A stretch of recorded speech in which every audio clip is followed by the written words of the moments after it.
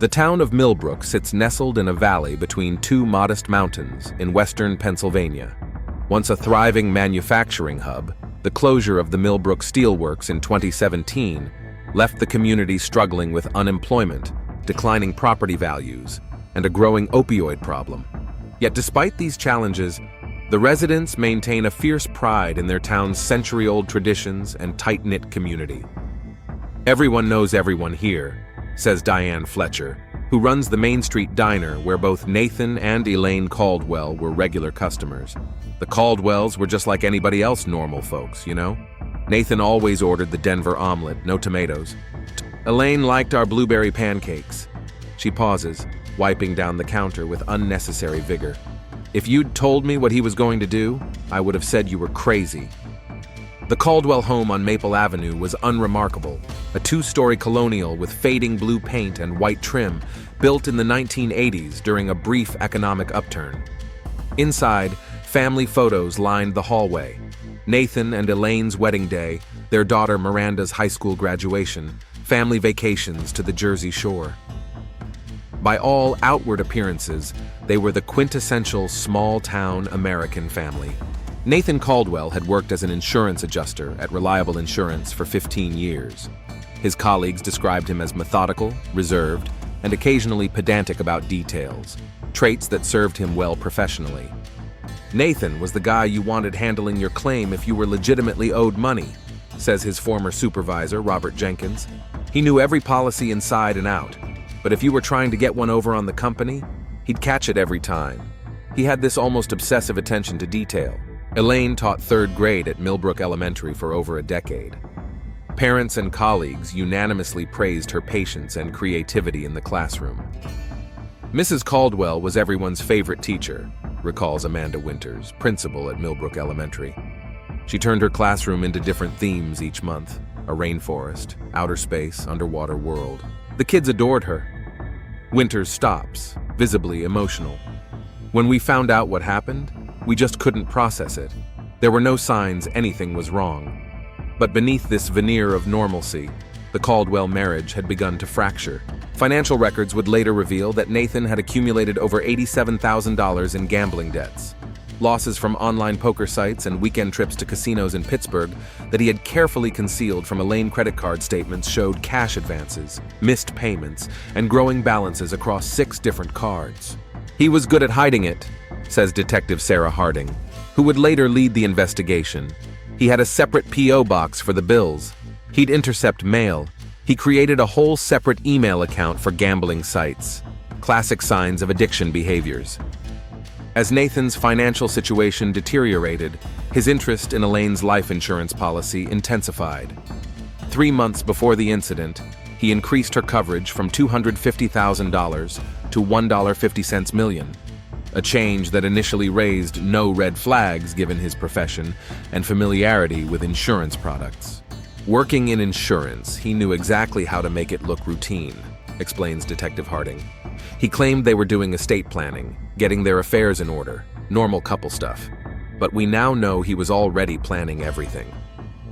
The documentary camera pans across the Caldwell basement, an ordinary space with gray concrete floors, washer and dryer in the corner, holiday decorations in labeled bins, and against the far wall, the chest freezer, a model FH185 with modified temperature controls, that would become the central piece of evidence in a case that would shock the community to its core. Dr. Malcolm Warner, criminal psychologist who consulted on the case, offers his assessment. "What makes this case so disturbing isn't just the method, though that is certainly horrific, it's the banality that preceded it. Nathan Caldwell didn't suddenly snap. This was calculated over months. He was coaching Little League on weekends while researching hypothermia deaths at night. He was helping Elaine grade papers while deciding how to modify the freezer. The duality is what's truly chilling." The first subtle warnings appeared approximately 7 months before the attempt. Neighbors reported occasional raised voices from the Caldwell home, unusual for the typically quiet couple.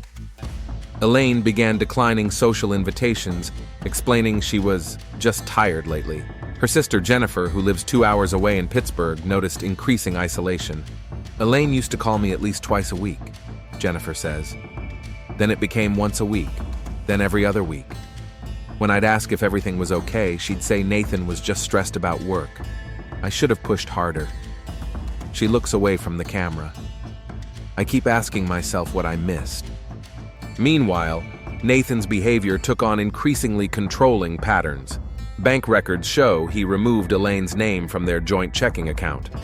Home security footage recovered later would reveal he had installed cameras inside their home without Elaine's knowledge, positioned to monitor the kitchen, living room, and front door.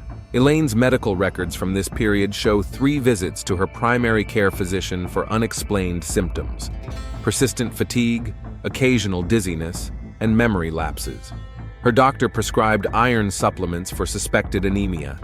Toxicology tests would later reveal that Nathan had already begun introducing small doses of sedatives into her evening tea, a trial run for what he would eventually attempt. He was testing how much he could give her without raising suspicion, explains Dr. Thomas Reeves, who would later treat Elaine. Building up tolerance, documenting reactions. There are notes in his phone detailing dosages and effects. The preparation was meticulous. As financial pressures mounted, Nathan's interest in true crime documentaries and forensic science grew. His internet search history would later reveal hundreds of queries on topics like, how cold does a body need to be for time of death to be inaccurate? Can hypothermia look like natural death? And life insurance pay out accidental death versus natural causes? On the Friday before the attempt, security footage from the local hardware store shows Nathan purchasing additional insulation, a new padlock, and an external thermometer. That evening, he told Elaine he was organizing the basement while she graded papers upstairs. Instead, he was making the final modifications to the freezer that would soon become her prison and nearly her tomb.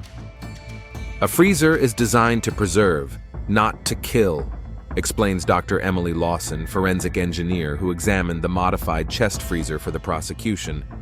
What made this case unique was how Nathan reversed that function. He meticulously transformed a preservation device into an execution chamber. The documentary shows police photographs of the freezer, a 7.2 cubic foot cold spot model with aftermarket digital temperature controls and additional insulation affixed to the interior walls. Most disturbing was the discovery of a small oxygen supply system designed to prevent Elaine from suffocating while ensuring she would slowly succumb to hypothermia. He didn't want her to simply asphyxiate, explains Detective Harding, pointing to the makeshift apparatus. That would look like suicide or foul play. He wanted her core temperature to drop gradually, mimicking the symptoms of a natural death from hypothermia. The medical examiner might have attributed it to an accident or exposure, especially given the missing persons report he planned to file. Nathan's plan wasn't just to kill his wife, it was to collect the insurance money and avoid prosecution. Evidence recovered from his personal laptop revealed a folder labeled Estate Planning that contained not insurance documents, but rather detailed research on body decomposition rates, autopsy procedures for hypothermia victims, and Pennsylvania laws regarding life insurance payouts in cases of accidental death. The technical knowledge required was substantial, continues Dr. Lawson, gesturing to the modified temperature control system. This wasn't something built from watching a YouTube video. Nathan spent months learning about refrigeration systems, human physiology in cold environments, and how to override the freezer's safety features. Receipts and online order histories showed Nathan purchased the components for his modifications from 7 different sources: hardware stores across 3 counties and online retailers using gift cards, to avoid creating a pattern of suspicious purchases. The freezer modifications began approximately 4 months before the attempt, coinciding with the first increase in Elaine's life insurance policy. Security footage from their home shows Nathan spending hours in the basement each weekend, telling Elaine he was organizing his workshop or fixing the old freezer. He created the perfect cover story, says Detective Harding. He told Elaine and neighbors that the old freezer was acting up, so no one questioned why he was constantly tinkering with it. He even mentioned at a neighborhood barbecue that he was saving money by fixing it himself instead of buying a new one. Everyone thought he was being frugal because of general financial pressure, not because he was constructing a murder weapon. The timeline of Nathan's preparations aligned perfectly with escalating financial pressures. Bank statements revealed a call from a collection agency representing an offshore gambling site 2 days before he purchased the first components for modifying the freezer. 6 weeks later, after receiving a final notice for a $29,000 debt, he ordered the digital temperature control system. His psychological deterioration tracked alongside these financial stressors. Colleagues at Reliable Insurance noted subtle changes in his behavior.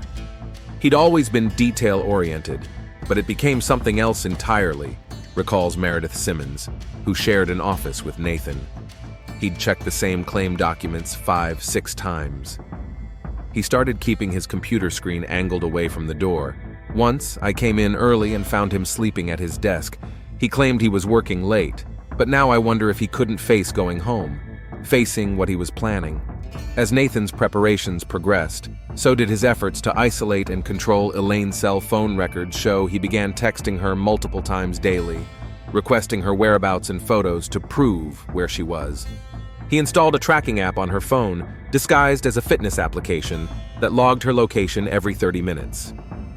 Classic predatory control, explains Dr. Warner. He was establishing both physical and psychological dominance while appearing concerned and protective to outsiders. If anyone noticed his behavior, he could easily frame it as being a caring, perhaps slightly overprotective husband. The documentary cuts to interview footage of Thomas Brennan, principal at Millbrook High School, where their daughter Miranda attended before leaving for college. Miranda mentioned once that her dad had become stricter, especially with her mom, Brennan recalls. She said something like, "Dad acts like mom's going to run away if he doesn't keep tabs on her." We didn't think much of it at the time. Lots of parents go through protective phases when their kids leave for college. It's like they redirect that energy. Miranda Caldwell, interviewed at her college dorm room, shares her perspective. "Dad changed after I left for college. He called me constantly asking if mom had contacted me, what she'd said. He'd say things like, 'Your mom's been acting strange lately. Has she seemed off to you?' Now I realize he was gaslighting both of us, making me think mom was unstable while making her think I was too busy for her calls." Financial control was another crucial element of Nathan's preparation. 6 months before the attempt, he convinced Elaine to add his name to her teacher's pension account as the primary beneficiary, removing her sister Jennifer, who had previously been listed. He gradually took over bill payments, online banking passwords, and tax preparation, ostensibly to reduce her stress, but effectively cutting off her access to their financial information. As Nathan's plan crystallized, his research became more targeted. His browser history showed repeated visits to medical journals with articles on hypothermia, suspended animation, and revival protocols. Of particular interest to investigators were his searches for recovery from extreme hypothermia and how long can someone survive in freezing temperatures, suggesting he was preparing for all contingencies, including the possibility of Elaine's survival. This wasn't just about killing her, Detective Harding explains. This was about creating the perfect scenario for an insurance payout. He needed to know exactly how the body responds to cold, how medical examiners determine time and cause of death in hypothermia cases, and what evidence might point to foul play. 3 weeks before the attempt, Nathan's preparations intensified. Security camera footage from their home shows him testing the freezer temperature repeatedly, making small adjustments to the control system. Store receipts show purchases of over-the-counter sleep aids containing diphenhydramine, the same active ingredient found in the prescription medication he'd been secretly giving Elaine. Dr. Thomas Reeves examines Elaine's medical records from this period. Her symptoms were worsening: dizziness, memory lapses, difficulty concentrating. She reported feeling foggy to her doctor, who recommended she reduce her caffeine intake and get more sleep. No one suspected she was being systematically drugged. The dosage was low enough to avoid detection, but high enough to create chronic symptoms. The psychological impact on Elaine was profound. Security footage from inside their home shows her searching for her keys, wallet, and phone repeatedly, items Nathan would deliberately move to different locations to heighten her confusion and self-doubt.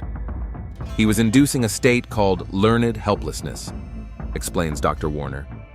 By creating an environment where she constantly questioned her own memory and perception, he was making her more dependent on him, while also establishing a pattern of forgetfulness that would make her eventual disappearance less suspicious.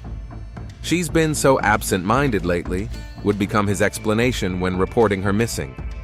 1 week before the attempt, Nathan's online activity shows he researched missing persons procedures in Pennsylvania and the timeline for life insurance claims in cases where no body is recovered. That same day, he created a detailed spreadsheet of Elaine's daily schedule, noting when she would be most likely to be alone and documenting her medication response times from his previous tests. 2 days before the attempt, Nathan made his final preparations. Security footage shows him clearing space in the basement around the freezer and testing the lid's ability to close with weight inside. Cell phone location data shows he drove to a rural area outside Millbrook where cell reception was poor. Investigators believe he was scouting a location to dispose of Elaine's body. Had his original plan to stage a natural hypothermia death been compromised. The night before the attempt, Nathan made one last modification to the freezer, installing soft padding along the interior walls and base. "This wasn't out of mercy," says Detective Harding. "The padding would prevent bruising that might indicate struggle or foul play during autopsy." That same evening, Nathan called Elaine's school and, impersonating her, requested a substitute teacher for the following Monday and Tuesday, claiming she had a family emergency. He then called Miranda at college, telling her that he and Elaine were planning a surprise weekend getaway and would be unreachable for a few days. "He was creating alibis and buying time," explains Detective Harding. 3 days without contact wouldn't raise alarms because he'd laid the groundwork with these calls. By the time anyone realized something was wrong, he expected Elaine would be dead from hypothermia, and he could report her missing, eventually finding her body and claiming she must have accidentally locked herself in the freezer while retrieving something. The final piece of preparation occurred the evening before the attempt. Security footage shows Nathan carefully measuring a dose of crushed sedatives into Elaine's evening tea, nearly triple the amount he had used in previous tests. As she drank it, he sat across from her at their kitchen table, making casual conversation about weekend plans while watching the medicines slowly take effect. "The most chilling aspect," says Dr. Warner, "is how he created this moment of domestic normalcy, sharing tea with his wife, while knowingly administering what he intended to be the beginning of her death. The duality displays a profound compartmentalization that's rare even among psychopathic offenders." As Elaine began to show signs of the heavy sedation, slurred speech, and difficulty focusing, Nathan helped her to bed, telling her she seemed tired and should rest. The security footage shows him checking on her periodically over the next 2 hours, testing her level of consciousness by speaking her name and watching for response. At 11:42 p.m., satisfied that she was completely sedated, Nathan turned off the bedroom camera, the only time in months he had disabled any of his surveillance equipment. What happened in those next critical hours would be pieced together later through forensic evidence, time-stamped thermostat data from the freezer, and Nathan's own eventual confession. By midnight, Detective Harding states, looking directly into the camera, Nathan Caldwell had moved from preparation to action.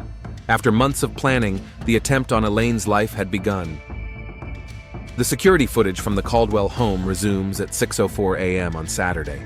Nathan makes coffee in the kitchen, dressed in casual weekend clothes. At 6:22 a.m., he makes his first call. "Morning, Jerry. Nathan Caldwell here. Elaine's come down with some kind of flu, pretty bad. She's asked me to cancel our lunch plans for today." Jerry Winters, a fellow teacher at Millbrook Elementary, recalls, "Nothing seemed off about it. Flu was going around the school. I offered to drop by with soup, but Nathan said she was sleeping and didn't want to risk getting anyone else sick." This was the first of several calls Nathan made, systematically informing friends and colleagues that Elaine was ill and would be unreachable for days. At 7:16 a.m., Nathan checks the freezer's external temperature display and makes an adjustment. This routine would be repeated 11 times over the next 3 days. "The precision is what stands out," says Detective Harding. Nathan modified the freezer to maintain exactly 29 degrees, cold enough to induce hypothermia but warm enough to slow the process. He wanted Elaine to die slowly, with her core temperature dropping approximately 1 degree per hour, mimicking natural hypothermia. Throughout Saturday, Nathan maintained an outwardly normal routine, doing yard work, shopping for groceries, speaking with neighbors. Between these public appearances, he made frequent trips to check the freezer. He was building his alibi layer by layer, explains Prosecutor Chambers. Each interaction created the impression that nothing unusual was happening at the Caldwell home. By Saturday evening, Nathan had contacted 9 different people about Elaine's illness, including her sister Jennifer. When Jennifer insisted on speaking directly to Elaine, Nathan claimed she was sleeping after taking medication. "I believed him completely," Jennifer later testified. "He even asked me what soup recipe Mom used to make for us when we were sick. It seemed so caring." Meanwhile, Elaine remained trapped in the freezer, unconscious from the sedatives. The padlocked freezer maintained its deadly temperature while the oxygen system provided just enough air to prevent asphyxiation. Sunday morning brought a complication when Principal Winters called about dropping off materials for the substitute teacher. Nathan arranged to meet her in the school parking lot rather than risking her coming to the house. "This was a critical moment," explains Detective Harding. "Nathan couldn't risk anyone coming to the house and potentially hearing sounds from the basement." Dr. Reeves explains, "As hypothermia progresses, the body enters a state of conservation. Heart rate and breathing slow dramatically. Mental confusion sets in. Elaine would have been experiencing moderate to severe hypothermia by Sunday." Throughout Sunday, Nathan maintained his facade, attending church, visiting Elaine's mother, and making a lengthy call to Miranda at college, casually mentioning that Mom's come down with the flu. "He was so calm," Miranda recalls. "He told me Mom was resting and he was taking good care of her. Meanwhile, he had her locked in a freezer in our basement." The temperature log shows Nathan making gradual adjustments throughout Sunday, each time lowering the temperature by approximately 0.5 degrees. "He was accelerating the process," says Dr. Reeves. "He was attempting to bring her core temperature down to below 78 degrees Fahrenheit, the point at which cardiac arrest typically occurs."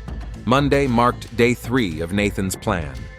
He went to work as usual, with colleagues noting nothing unusual about his behavior.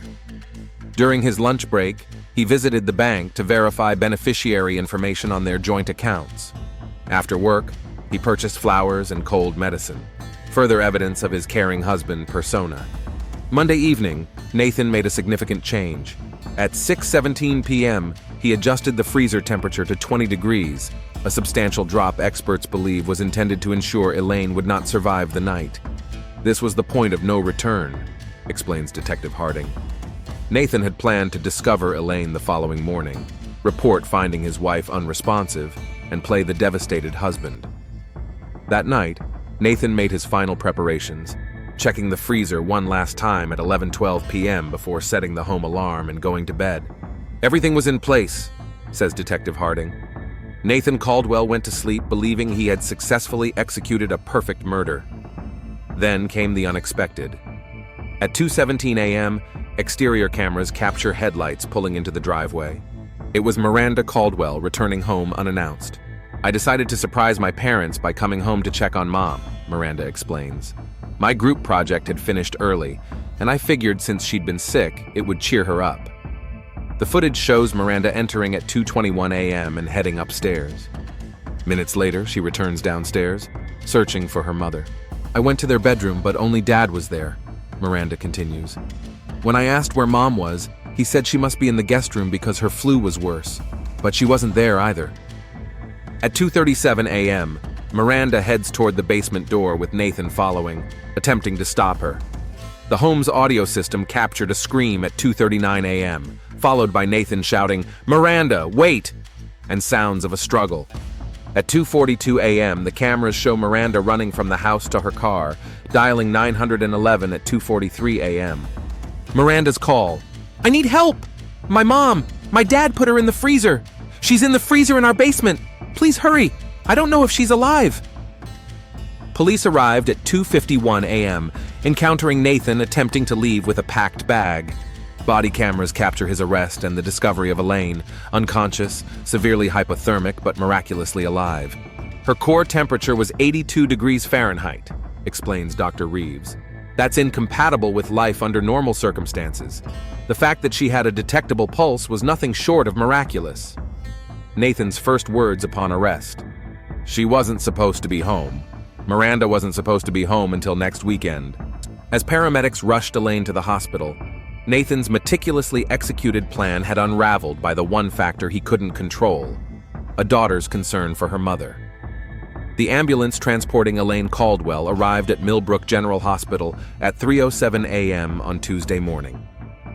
Emergency department surveillance footage shows medical personnel rushing a pale, nearly motionless Elaine through the automatic doors on a gurney, a cocoon of thermal blankets surrounding her blue-tinged body. Dr. Thomas Reeves was the attending physician that night. In 23 years of emergency medicine, I've never seen a case like this, he recalls, shaking his head. When the paramedics called ahead with their report, adult female, core temperature 82 degrees, still showing cardiac activity, I thought they had to be mistaken. Those vitals are incompatible with life. The hospital's records show Elaine's initial assessment: heart rate 12 beats per minute, respiratory rate 4, blood pressure 60/30ths. Her extremities showed signs of frostbite. Her pupils were fixed and dilated, and the EKG showed a distinctive J-wave pattern characteristic of severe hypothermia. We activated our hypothermia protocol immediately, explains Dr. Reeves, but we had to modify it significantly.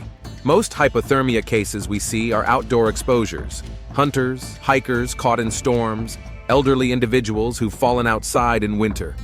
Never something this severe, and never a deliberate attempt. The treatment of severe hypothermia involves a delicate balancing act.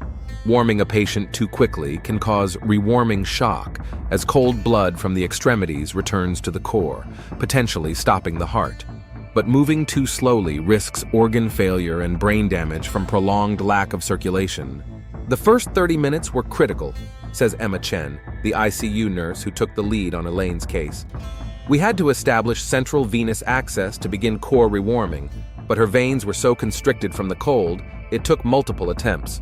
We used warmed IV fluids, a modified dialysis circuit to warm her blood externally, and temperature-controlled blankets. Hospital records document the painstaking process of raising Elaine's body temperature by just 2 degrees per hour. Too fast risked cardiac arrest. Too slow risked brain damage. The medical team worked through the night, meticulously monitoring every vital sign for indications of rewarming shock or arrhythmia.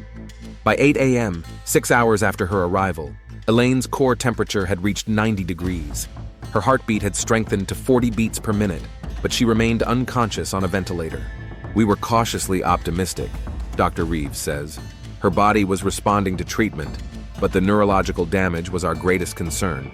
The brain begins to suffer irreversible damage after just minutes without adequate blood flow, and Elaine's circulation had been severely compromised for nearly 3 days. As news of the incident spread through Millbrook, crowds began gathering at the hospital. Security camera footage shows teachers from Elaine's school arriving together at 7:30 a.m., some still carrying coffee cups, having come directly after an emergency staff meeting. By noon, over 60 people, colleagues, neighbors, former students, filled the hospital's waiting area. Amanda Winters, principal at Millbrook Elementary, organized a prayer circle in the hospital chapel. We were in shock, she recalls. Half our faculty was there. No one could process what Nathan had done. We just wanted to do something, anything, to help Elaine fight. Meanwhile, across town, the investigation at the Caldwell home continued. Police body camera footage shows forensic teams documenting the modified freezer, collecting temperature logs from the digital control panel, and recovering Nathan's notebook with its meticulous records of temperature adjustments. It was chilling in its precision, says Detective Sarah Harding. Nathan had created a spreadsheet with target temperatures, observations from his tests with the sleeping medication, and even calculations on how quickly hypothermia would progress at different settings. This wasn't a crime of passion. It was calculated over months. At the police station, interrogation room video shows Nathan Caldwell sitting impassively as detectives read him his rights. His first recorded statement, "How is she alive? It's not possible." Back at the hospital, by Tuesday afternoon, Elaine's core temperature had normalized to 98.6 degrees, but she remained in a coma. MRI scans showed concerning areas of reduced blood flow in her brain. Medical records indicate the treatment team had begun discussions about potential long-term care facilities, uncertain if she would ever regain consciousness. "We were preparing for the worst," Dr. Reeves admits. Statistically speaking, her chances of meaningful recovery were extremely low. "I had the conversation with Miranda about realistic expectations, that her mother might remain in a vegetative state." Miranda Caldwell, who had not left the hospital since her mother's admission, recalls those dark hours. "I couldn't process everything at once. Mom was barely alive, Dad was in jail for trying to kill her, and I was suddenly the one making medical decisions. I was 19 and completely overwhelmed." On Wednesday morning, approximately 30 hours after Elaine's arrival at the hospital, something unexpected happened. Nurse Chen was performing routine neurological checks when she noticed Elaine's fingers moving slightly. "At first I thought it was just a reflex," Chen recalls. "But when I spoke to her, asking her to squeeze my hand if she could hear me, her fingers tightened around mine. I called for Dr. Reeves immediately." Hospital video shows the medical team gathering around Elaine's bed, conducting tests, their body language shifting from clinical detachment to barely contained excitement. At 10:17 a.m., Elaine Caldwell opened her eyes. "It was nothing short of miraculous," says Dr. Reeves. "Patients with her degree of hypothermia don't typically survive, let alone regain consciousness with intact neurological function. When she looked at Miranda and squeezed her hand, there wasn't a dry eye in the ICU." Elaine's recovery would challenge medical understanding of hypothermia and human resilience. Within 48 hours of regaining consciousness, she was breathing on her own. By the end of the week, she was speaking in short sentences. Medical records document a recovery rate that defied all statistical models and prognostic indicators. Dr. Catherine Mills, a neurologist specializing in brain injury recovery, was called in to consult on the case. "What makes Elaine's case so extraordinary is how the hypothermia, the very thing meant to kill her, may have actually protected her brain," Dr. Mills explains. "We see this paradoxical effect in controlled medical settings, where induced hypothermia is used to protect the brain during certain surgeries or after cardiac arrest. The cold slows metabolic processes, reducing the brain's oxygen demands. In Elaine's case, the gradual onset of hypothermia may have triggered a state similar to hibernation. The human body has survival mechanisms we don't fully understand," continues Dr. Mills. "Extreme cold can activate ancient protective pathways that dramatically reduce cellular metabolism. Essentially, Elaine's body entered a suspended state where she needed very little oxygen to survive. The prolonged sedation from the drugs Nathan had administered likely contributed to this protective state. The combination of sedatives and hypothermia created a unique condition," explains Dr. Reeves. "Her metabolic rate was so profoundly suppressed that her tissues could survive with minimal oxygen for an extended period. It's a case that's being studied in medical literature now." As Elaine began to recover physically, the psychological impact of what had happened emerged. Hospital records show her first coherent question was about Miranda's safety, followed by asking if Nathan had hurt anyone else. When told Nathan was in custody, surveillance footage captures her visible relief. "The psychological trauma of knowing your spouse, someone you trusted completely, tried to kill you is profound," explains Dr. Sarah Winters, the hospital psychologist assigned to Elaine's case. Add to that the sensory experience of being confined in a freezing space, unable to move or call for help, and you have a level of trauma that's almost unimaginable. Elaine's earliest memories after regaining consciousness were fragmented. She recalled feeling cold, then nothing, then more cold, Dr. Winters notes, then snippets of awareness, trying to move but being unable to, trying to call out but making no sound. The brain often protects itself by blocking the most traumatic memories, but these fragments were emerging as she recovered. Meanwhile, the news of Nathan's arrest and Elaine's survival had sent shockwaves through Millbrook. Local newspaper archives show the story dominated the front page for 2 weeks. Church groups organized meal deliveries for Miranda. Elaine's students made hundreds of get-well cards. A fundraiser for medical expenses raised over $50,000 in 3 days. "Small towns rally around their own," explains Mayor Robert Wilson. Elaine was beloved in this community. The idea that Nathan, who everyone thought was a good man, could do something so monstrous, it shattered our sense of safety. Supporting Elaine became a way to restore some of what was broken. 10 days after her admission, hospital security footage shows Elaine taking her first steps with a walker, Miranda at her side. Physical therapy records document remarkable progress, from those tentative steps to walking unassisted within 2 weeks. Cognitive testing showed her memory and mental acuity returning to baseline, defying neurological predictions. Her recovery challenged everything we thought we knew about severe hypothermia, says Dr. Reeves. We're still not entirely sure why she survived when the science said she shouldn't have. Some in the community attributed Elaine's survival to divine intervention. Pastor Michael Green from Millbrook Community Church recalls the prayer vigils held nightly during her hospitalization. People of all faiths came together. When we heard she'd opened her eyes, there was this collective sense that we'd witnessed a miracle. Dr. Mills offers a more scientific, if still uncertain, explanation. There are documented cases of hypothermia victims surviving against all odds. Children who've fallen through ice and been submerged for over an hour. Mountain climbers buried in avalanches. The human body has remarkable survival capabilities that are activated in extreme conditions. But even among those cases, Elaine's stands out for the duration and deliberate nature of her exposure. 23 days after being found in the freezer, Elaine Caldwell was discharged from Millbrook General Hospital. Surveillance footage shows her walking out of the main entrance unaided, supported emotionally, but not physically by Miranda and her sister Jennifer. A crowd of well-wishers lined the path to Jennifer's waiting car, many holding welcome home signs. It wasn't just a medical recovery, says Nurse Chen.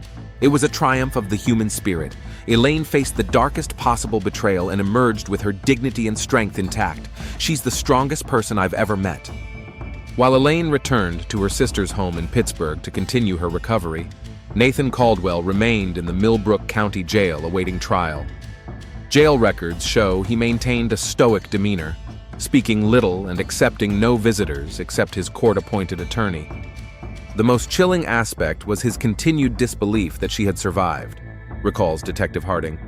During interrogation, he repeatedly asked for updates on her condition, not out of concern, but seemingly out of scientific curiosity. He couldn't comprehend how his calculations had failed. Psychiatric evaluations ordered by the court diagnosed Nathan with antisocial personality disorder with narcissistic features. The evaluating psychiatrist noted his profound lack of empathy and inability to process the failure of his plan as anything but a technical error. As Elaine recovered physically, the full extent of Nathan's planning continued to emerge through the investigation. Financial records revealed he had contacted 3 different life insurance companies inquiring about their policies the day after Elaine was found. His internet search history showed queries for countries with no extradition to US and how to convert life insurance payout to cryptocurrency. He had a complete escape plan, explains Detective Harding.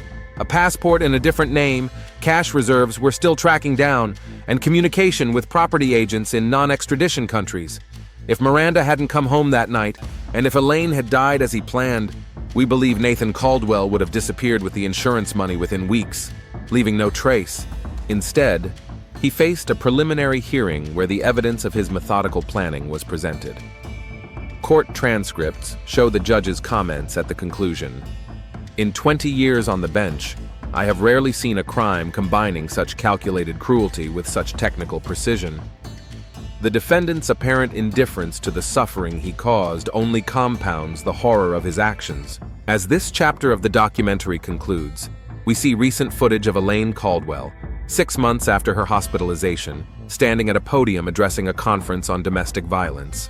Though still bearing some physical signs of her ordeal, slight tremors in her hands, a careful way of moving, her voice is clear and strong. Survival isn't just about the body's resilience. It's about reclaiming your story from someone who tried to end it.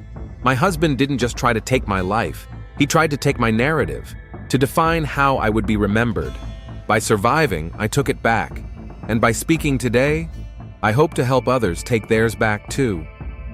The Millbrook County Courthouse stands as an imposing limestone structure in the center of town, its steps worn by generations of footsteps. On a crisp autumn morning, 9 months after the freezer incident, these steps became the backdrop for what local media called the trial of the century, in this small Pennsylvania community. The courtroom was filled beyond capacity every day, recalls Judge Howard Brennan, who presided over the case. We had to implement a lottery system for seats. The community needed to witness justice being served, needed to make sense of something so senseless. Prosecutor Meredith Chambers presented a methodical case, building a timeline of Nathan's preparation and execution of his plan. The freezer itself, wheeled into the courtroom on a dolly, served as the most powerful piece of evidence, its modified components testament to Nathan's deliberate intent. When we opened that freezer lid in court, Chambers explains, there was an audible gasp. It made theoretical discussions about temperature and hypothermia viscerally real. The jurors could see the padded interior, the modified temperature controls, the oxygen system, all designed with one purpose, to kill Elaine slowly while making it appear natural.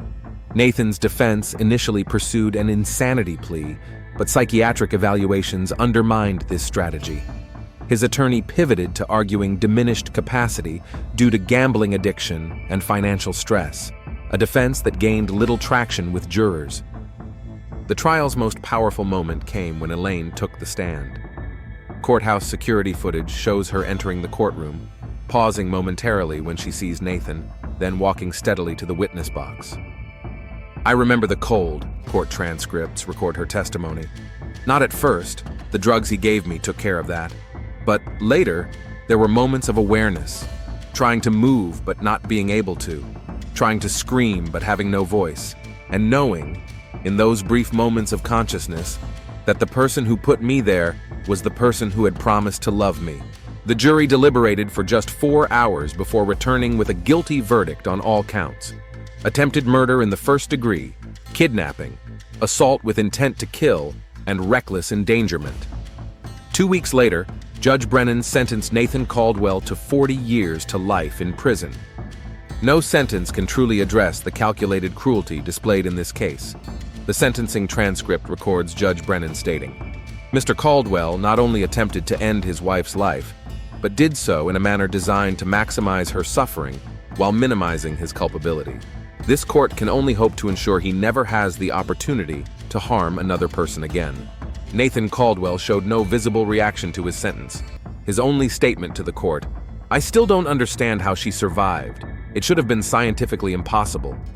For Elaine and Miranda, the trial's conclusion marked not an ending, but a transition to a different kind of challenge, rebuilding their lives in the aftermath of unimaginable betrayal. The hardest part wasn't the physical recovery, Elaine explained in her first post-trial interview. It was reconciling 30 years of memories with the knowledge that the person I shared them with had been calculating how to end my life.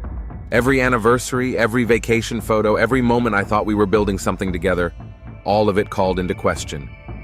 Miranda Caldwell transferred from her college to a university closer to her mother, changing her major to psychology with a focus on trauma recovery.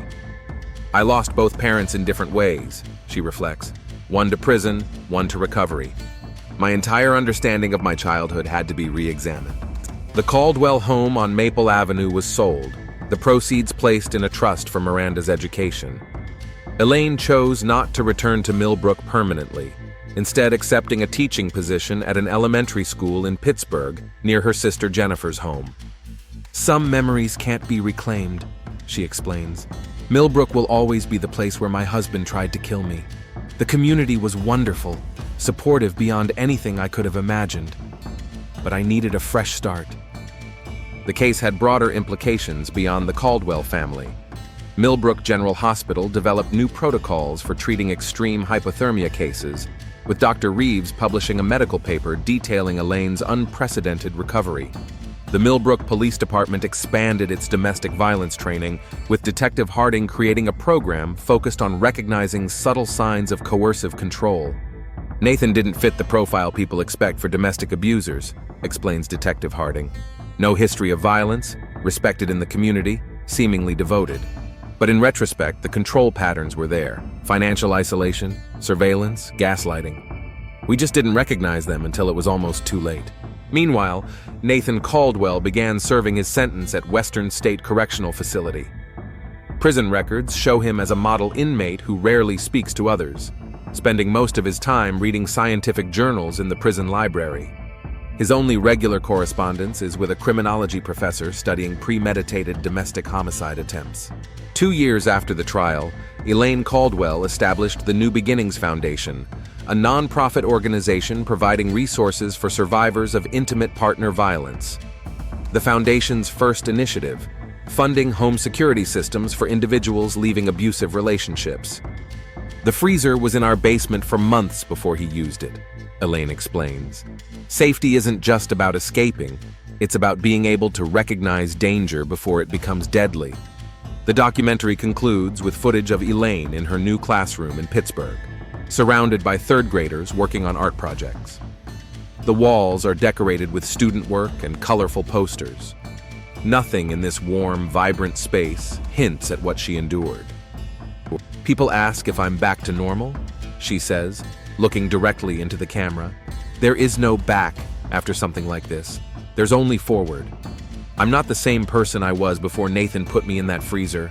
I'm someone new, someone stronger, wiser, more compassionate, and infinitely more grateful for each warm day. As the credits roll, a final statistic appears on screen. Each year in the United States, approximately 1,200 women are killed by their intimate partners. Thousands more survive attempted homicide. This documentary is dedicated to those whose stories go untold.